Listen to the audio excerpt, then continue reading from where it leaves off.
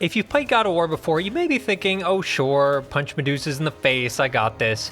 But the new God of War is super different from the ones you remember. It's also a bit overwhelming, throwing a ton of new mechanics at you all at once. So before you start playing, here are 12 things you really need to know. Number 1, explore. There's nothing wasted in this game. A wandering side mission will still give you story beats and character moments just to fill in the backstory.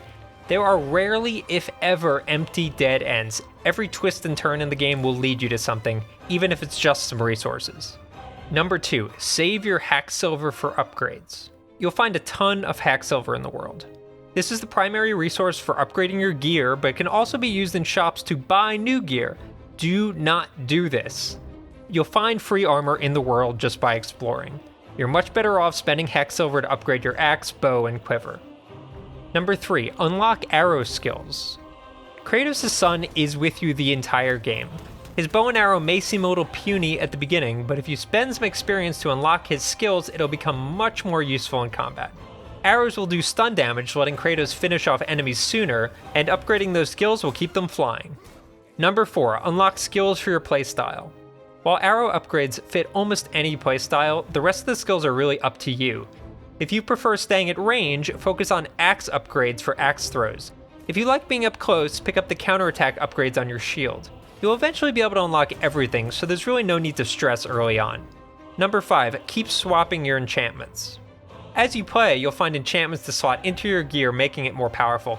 You can actually swap these enchantments at will, so make sure you keep checking your gear to see if you've got a better loadout option based on the enemies you're facing. Number 6, when to swap out armor. If you find some armor in the world that seems like a downgrade, don't be so quick to sell it off. After slotting in your best enchantments, it might end up being more powerful than what you've got.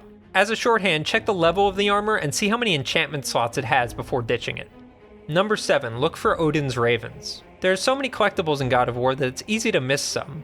These ghost birds will make some weird squawking noises. Try throwing an axe at them and you'll net some easy experience, which will help you unlock a lot more skills early in the game. Number 8, know what to ignore.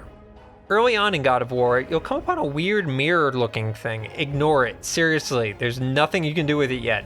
There are a number of these weird-looking things, but they're not puzzles, you just can't access them yet, so don't drive yourself nuts. Number 9, know the optional fights. There are a number of battles that you can access very early in the game that are 100% optional. Realm Tears, for example. These can be very hard if you don't have a lot of skills unlocked, so do not drive yourself nuts. You can always come back to these, or really any other place on the map, once you're more powerful. Number 10, listen to your kid. I know we're all pretty used to ignoring children, but Atreus is actually pretty helpful. The conversations you have, generally in the canoe, offer some valuable backstory, so make sure you wait before he's done prattling before you dock the boat. You know of that serpent? He's one of the giants. He's so big he's wrapped around the whole world and bites his own tail.